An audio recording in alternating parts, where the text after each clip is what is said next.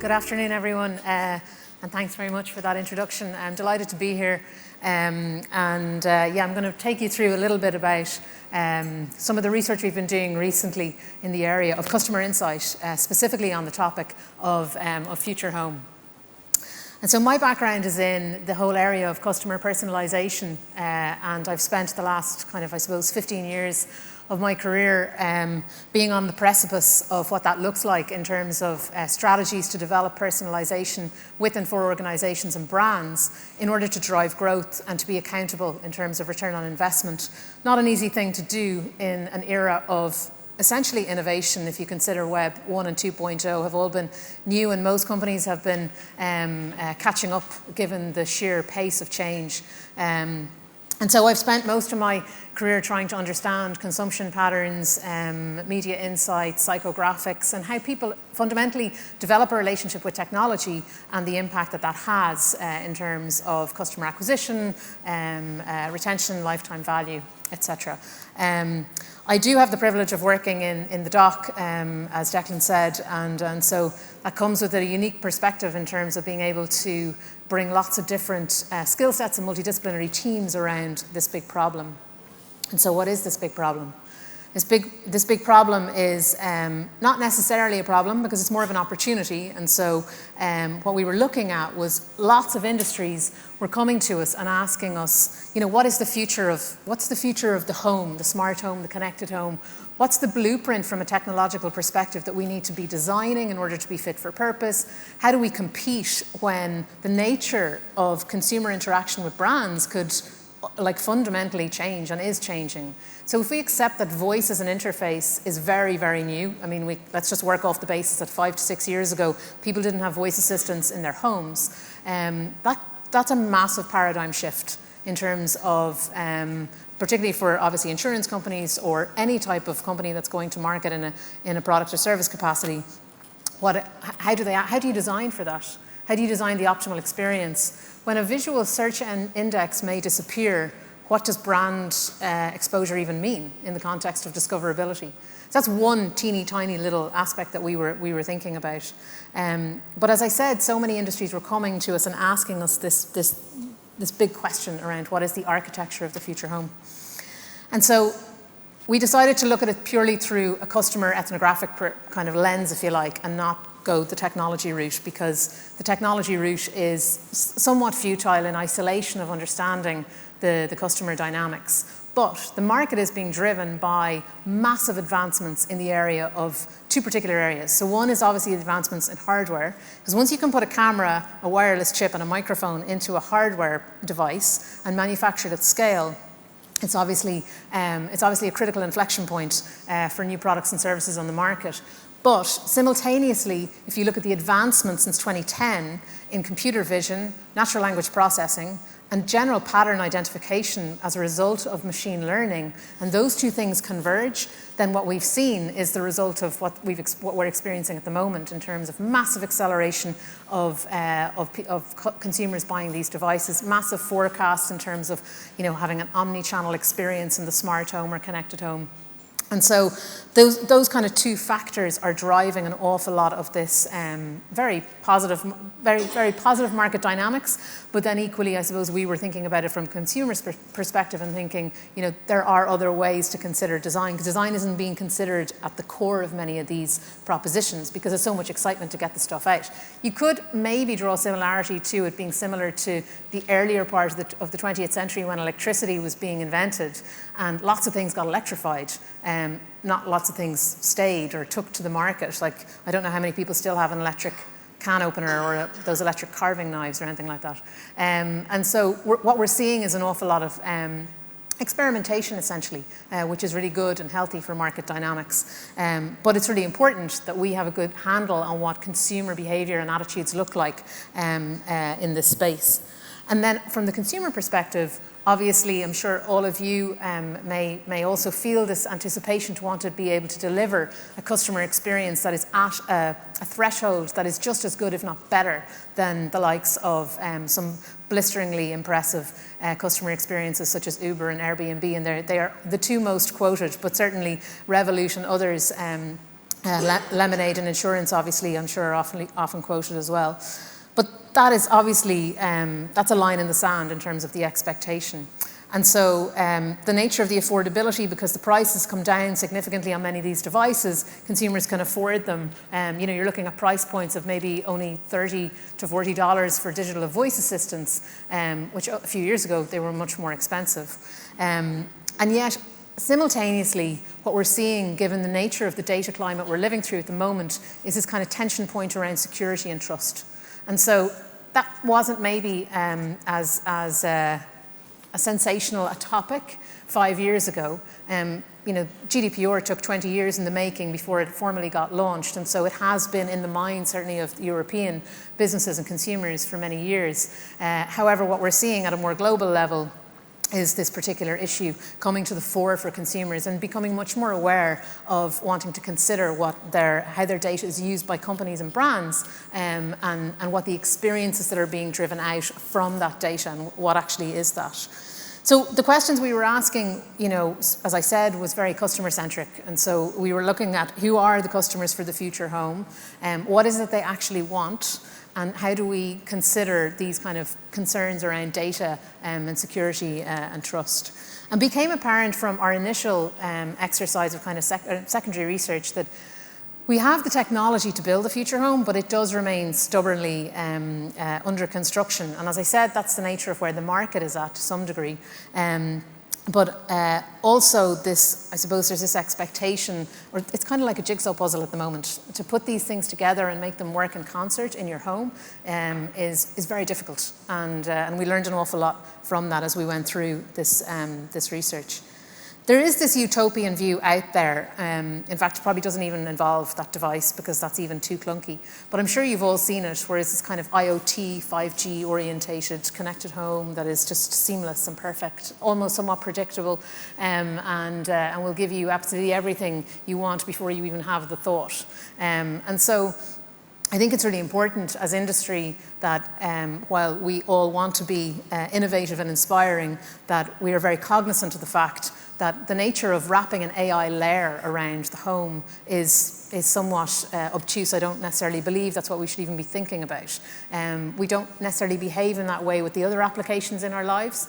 In terms of your photos and your emails, not everything is perfect. So these kind of perfect panacea visions are important, that we don't kind of get sucked down into them. There are companies like Zigbee in the US that are doing some really interesting work, and many telcos and content companies that have kind of built these control hubs and essentially defined wireless protocols for the smart home devices to work better together.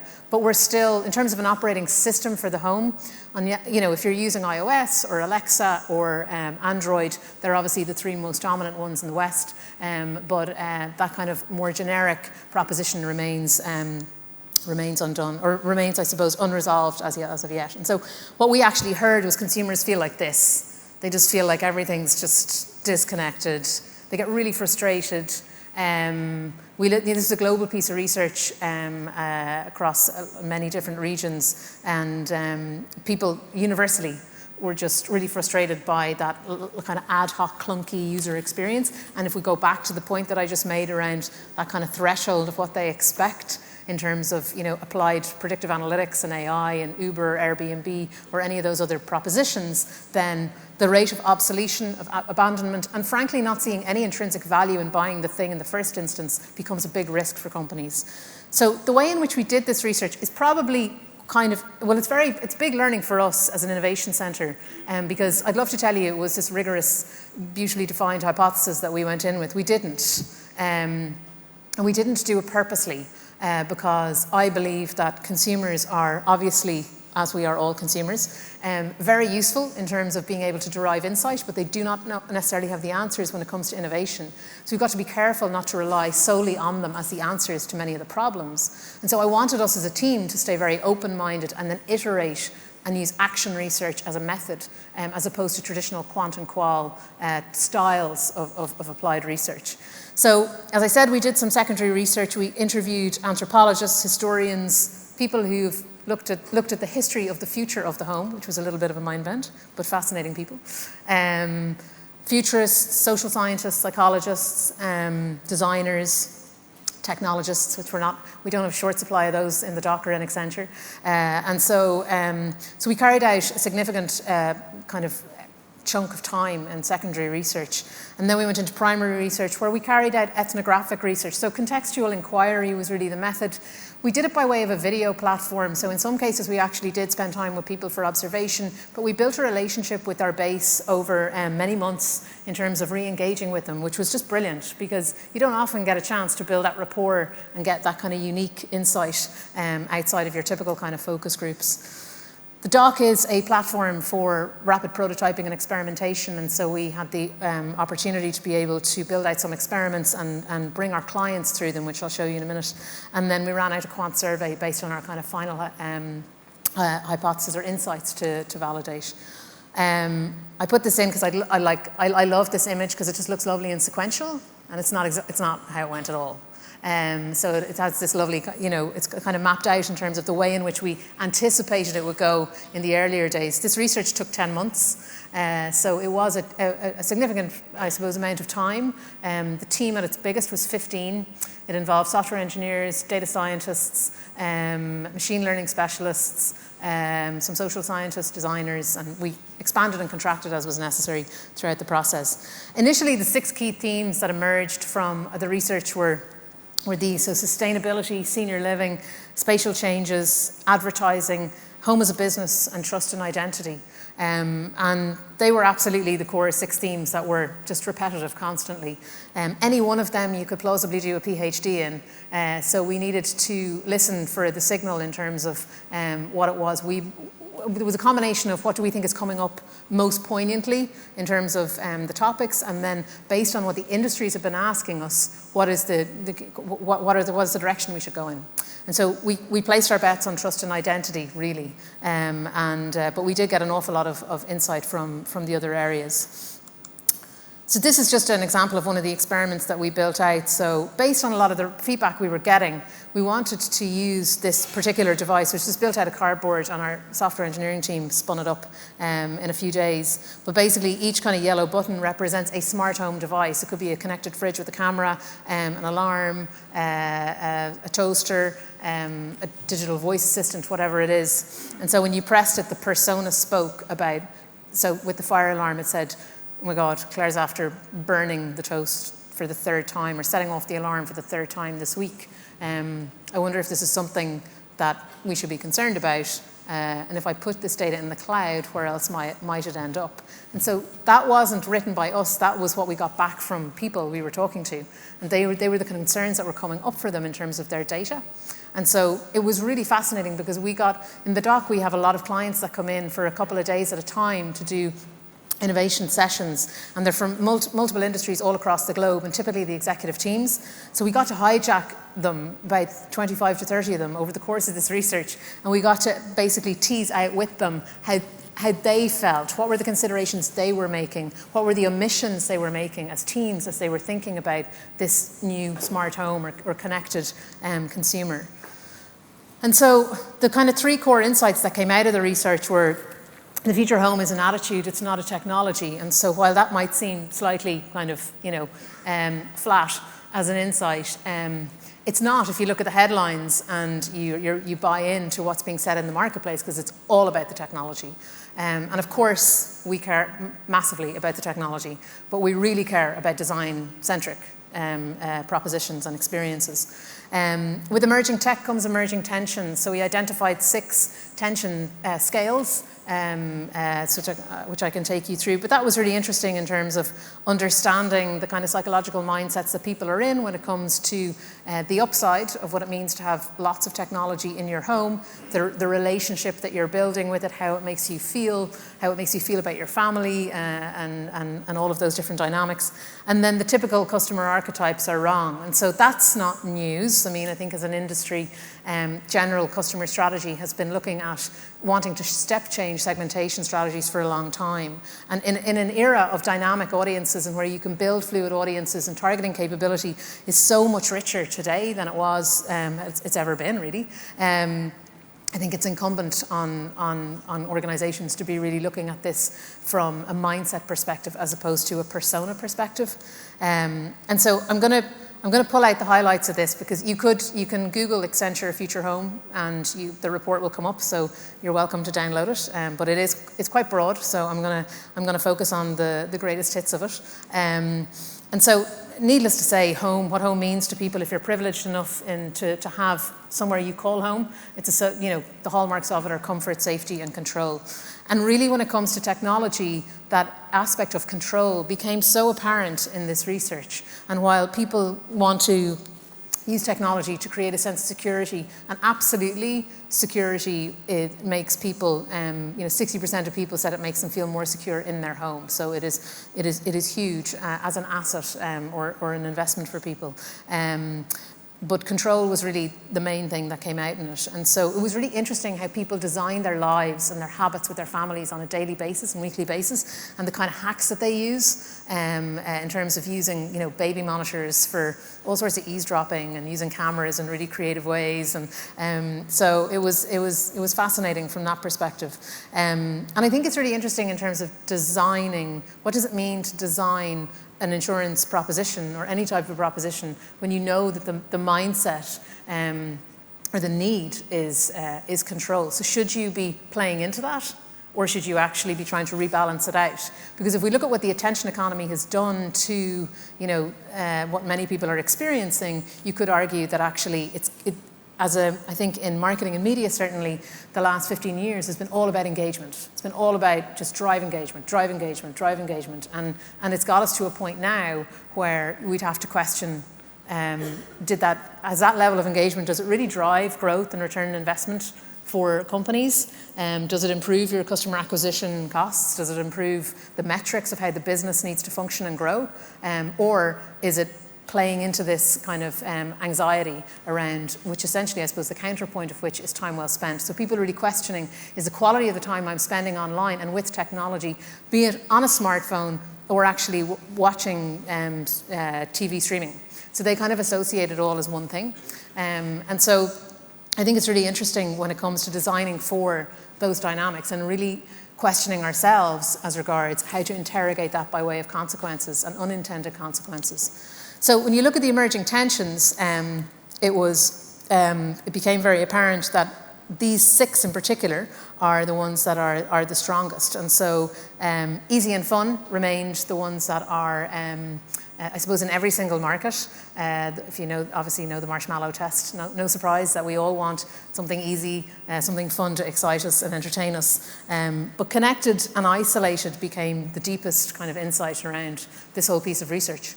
And so while people can feel deeply connected because of how much interaction they're having with people online, they can simultaneously feel incredibly isolated.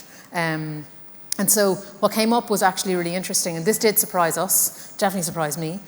So we framed it as the anxious youth versus the vintage trust fund. So actually the younger audience are much more fearful and mistrusting, while they love the ease of it and they love the connectedness, but they simultaneously feel this sense of kind of isolation, dependence, possible addiction, and are fearful.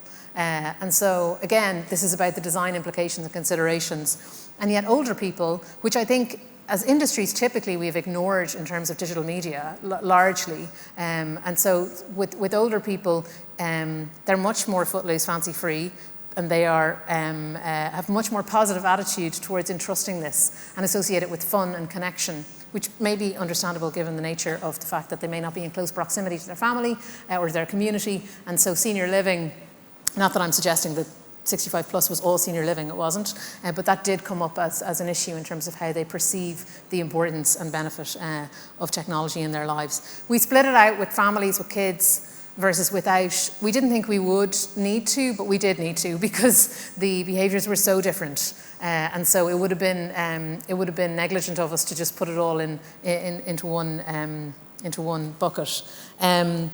And so on that note, when it comes to rethinking the customer archetype, largely it's probably fair to say that because of the speed of much of this technology, that has gone to market over the last few years. Companies are designing products for this kind of homogenous, simplified customer, and that kind of gravitates around an upper middle class, kind of hipster urbanite, and that wasn't what came through for us. And so it would be easy to fall into that, but if you factor in that we're still at this early stage and there's a lot of potential growth, where growth is hard to find, top line growth for businesses, then it's absolutely imperative that we are cognizant of the fact that there are very different types of mindsets. So we developed 8. I'm going to show them to you. I'm not going to go through them all. It is a busy slide, so I apologize in advance. The axis we used was showstoppers to nestlers. So showstoppers being people that, it's the era of the personal brand. So people that curate their homes and their home experiences in terms of their absolute identity and how they want to communicate that, versus nestlers who are a bit more wary and who value their privacy. And then the early explorers, to navigators axis is merely a representation of the Rogers bell curve in terms of early adopters and fast followers. And so these are some of them that we broke out. And so what we were looking at in the behaviours was, what did they stop doing? What did they start doing? And what were new types of behaviours in terms of trying to bring some granularity and texture to a lot of this research. So the conscientious controller down in the bottom left-hand corner there is a particular type of person that absolutely needs lots of technology in their lives in terms of utility and keeping their habits and their routine and their systems on track. And so it's almost like they're using it to be up and they're using it to be down. In terms of they play ambient type noises, that's all pre-programmed in terms of getting to sleep, and then they're using all sorts of Alexa type of pre-programs in order to wake them up. But they're very creative and innovative in how they pull that together for their lives. And then the wired up urbanite is a bit more laid back, certainly. Still values technology, finds it incredible in terms of the value she derives from it, or they derive from it, but is much more, I suppose, kind of practical about the role it plays in her life. And then looking at families or people with children, the drone parent is a big investor in this stuff. Home robots, AR, VR, Alexa for the kids, specific propositions for children, which have now gone to market, which are amazing in terms of the experience designed. But this is interesting because these people have a deep-seated fear and anxiety around addiction within their family and their children. And so it's particularly interesting when you look at I suppose the nature of how they want to use it, but then also are concerned about it. And then, as I said earlier, the older cohort who are remarkably dexterous when it comes to designing the system that works for their lives and being kind of footloose and fancy-free about, they don't really worry about the trust thing, they're not worried about the data thing. Some of it could be that, there was an element of, but sure, why would I care? They're just at that stage in their lives where it just doesn't seem to matter. Or there was also a big area of, a knowledge gap, which I think is pervasive actually across most audiences. So I think understanding the type of experience that you want to devise, but being in a relevant and transparent way is really important. So in terms of design, Dan Early's work, the social scientist, or behavioral economist, that works with Lemonade, has done incredible work on this field. And so bringing the principles of behavioral economics into design in terms of, is this about attention? Is it about decision making? Are you cognizant of the emotional state and the psychological state this person is in? And so it's not your responsibility to know that, and you couldn't know that from technology, but an awful lot of stuff has gone to market not even paying any attention to that. And so there's not lots of new interesting models, and Fjord, that obviously works with us, are kind of at the forefront of a lot of this work, which is interesting. I think I'm losing my time here, so I've got to hurry up. And so, but interestingly, in terms of those, 49% of the people kind of that is, whereas the highest propensity from a market perspective are in that kind of navigator nestler area, so not necessarily in the showstopper segment.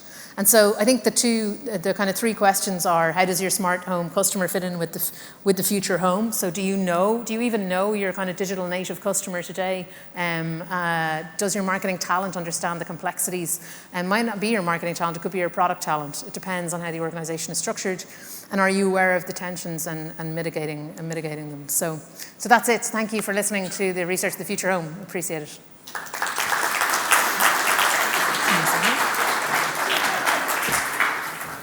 Thanks a million.